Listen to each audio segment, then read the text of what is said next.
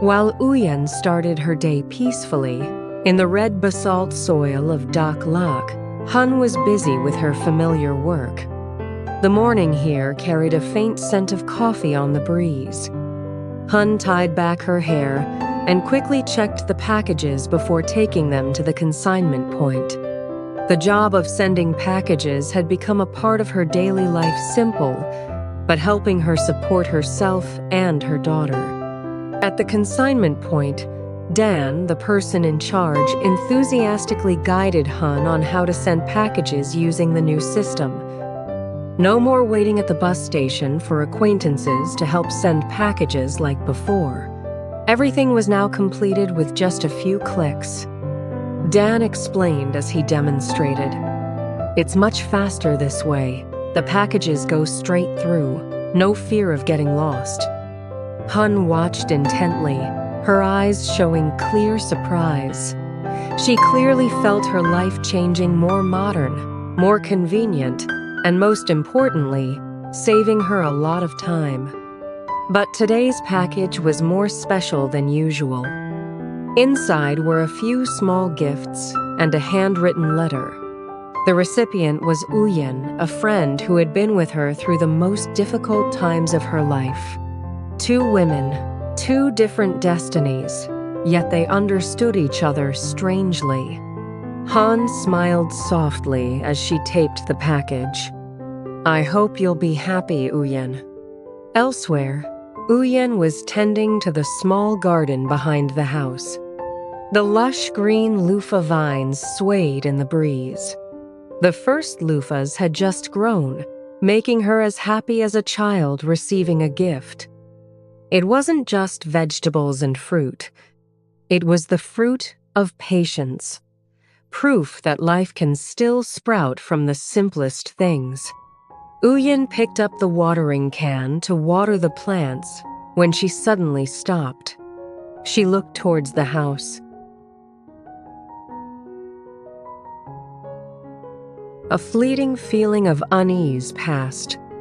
The porch light was gone. Uyen hurried inside. The electrical wires were partially cut. Several small items were also missing. The space became eerily silent. Her heart pounded, not because of the value of the belongings, but because she felt someone had entered the only place where she felt safe. A burglar. But then she found it strange. If it was a burglar, why only take small things?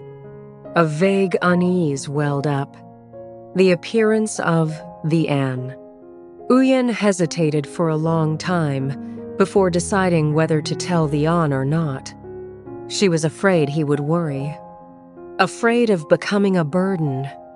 But when the An arrived, a single glance around immediately revealed something unusual. His gaze became serious. Uyen finally told him everything. They both stood silently, lost in thought. It was daytime. No valuables were missing. The power lines had been cut. Everything seemed more like a warning than a robbery. Uyen whispered, I think maybe someone just vandalized it, but let's just forget about it. Making a big deal out of it would only cause trouble. The An looked at her, feeling both pity and worry. He didn't argue. He simply said, I'll have someone fix the electricity. From now on, you have to let me know if anything happens. His voice was calm but protective. The new road. To ease Uyen's worries, the An took her to see the road construction project his company was working on.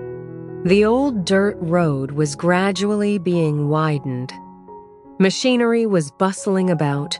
People watched with hopeful eyes.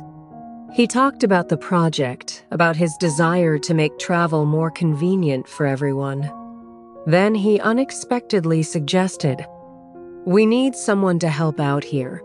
It's near your house. If you're interested, you can give it a try. Uyen froze. It wasn't just a job. It was an opportunity for her to stand on her own 2 feet. A smile gradually bloomed on her lips. Life seemed to be brightening little by little. Elsewhere, a woman named E was using GPS to navigate into a remote area. The bumpy road made her uncomfortable. Mud clung to her shoes, causing her to frown. The scenery here was completely different from what she had heard. She began to doubt. Impossible.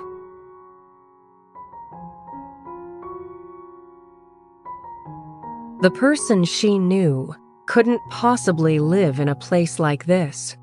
Yi's eyes turned cold. A gift from Dak Lak. A few days later, Uyen and the An received a package. Inside were some fresh green avocados and a handwritten letter. Uyen opened the letter.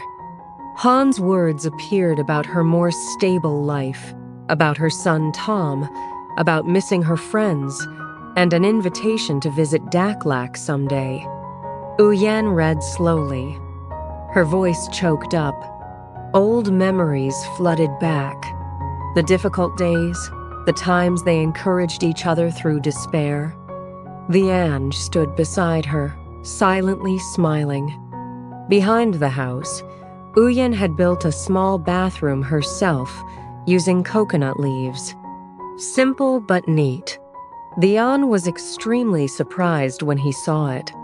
"Did you really make all this?" Uyen smiled shyly. He kept praising her skill and diligence. The atmosphere between them became warmer than ever. A very natural sense of peace. Afterward, they decided to share the butter with their neighbors. Laughter echoed through the small alley. Meanwhile, E silently observed. She became increasingly certain that Theon's identity was not simple. A man said to be a successful director, yet living so simply? This made her believe he was hiding something. E went to Theon's hometown. Through a conversation with his parents, she learned the truth. An was still unmarried. He was still the director of a company in the city. That information stirred her heart. A thought flashed through her mind. There's still a chance. From that moment, E secretly planned to return to his life. The calm before the storm. The story concludes in a simple setting. Uyen and the An continue to live peaceful days, tending their garden and sharing the little things in life. They are unaware.